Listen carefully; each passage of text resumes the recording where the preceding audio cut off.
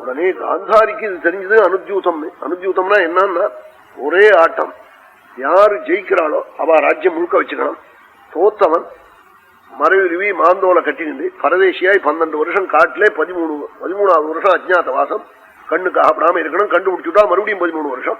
இப்படி ஒரு பந்தயம் வச்சுன்னா காந்தாரி கிட்ட போய் சொல்லிவிட்டாள். ஓடி வந்தாள் காந்தாரி.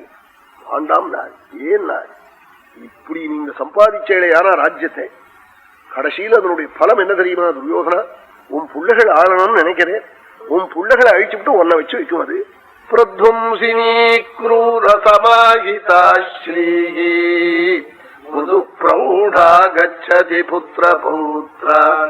பிரத்வம்சினாளா க்ரூர சமாஹிதா, உன் கையில பலம் இருக்கு, சக்தி இருக்கு, சூதாட்டத்துல கபடம் இருக்குன்னு நீ பண்ணிவிட்டியானா அதை அழிச்சுவிடும். எது புள்ள பேரன் எல்லாரையும் தொட முடியா பண்ணும் தெரியுமா, எந்த சொத்தை அனுபவிக்க முடியா பண்ணும் தெரியுமா, சந்தோஷமா முது பிரௌடா தர்மேண பிரௌடா, தர்மம் பண்ணி பண்ணி தானம் பண்ணி பண்ணி அப்படி பண்ணி நீ வளர்ந்த சொத்து இருக்கே, அது புள்ளே பேரம் பேரனுடைய புள்ளை எல்லாருக்கும் பட்டா மாறாம வரும். மிருது பிரௌடா கச்சதி புத்திர பௌத்ரா.